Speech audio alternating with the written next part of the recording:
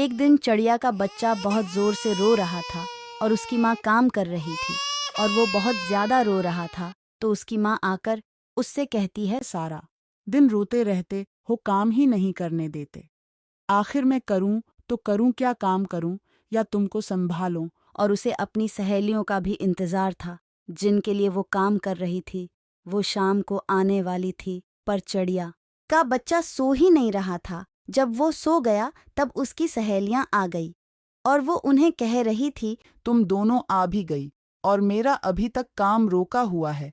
तो उसकी सहेलियां कहती है, क्यों, क्या हुआ? तुमने अभी तक काम क्यों नहीं पूरा किया है? क्या करूं, मेरा बच्चा ही नहीं सो रहा था। वो बहुत जोर से रो रहा था तो मैं उससे सला रही थी। इतनी देर से जब जब तुम दोनों आई तो अभी सोया है। तो उसकी सहेलियां कह रही थी, कहीं उसे पीठ में तो दर्द नहीं था या फिर कान में दर्द होगा, तभी वो ज्यादा रो रहा था।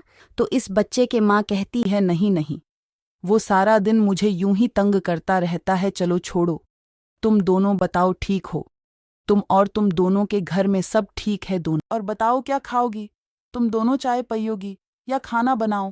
अरे नहीं यार, छोड़ो, अभी तो कुछ बातें करनी है और हमने शॉपिंग करनी है, चलोगी?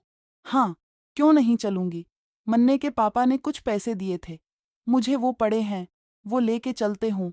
मैं और पहले बता देती तो मैं ज्यादा पैसे लेते। मन्ने के पापा से बताया ही नहीं तुमने मुझे के शॉपिंग का प्लान भी है हमारा और मन्ने का पापा आने ही वाला होगा, तो हम चलते हैं।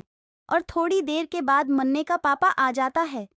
मन्ने को उसके पास छोड़कर तीनों सहेलियां शॉपिंग करने निकल हैं जाती है और बहुत सारी शॉपिंग करती हैं और उनका दिन बहुत अच्छा गुजरता है और वो तीनों सहेलियां वहीं से अपने अपने घर वापस चली जाती हैं।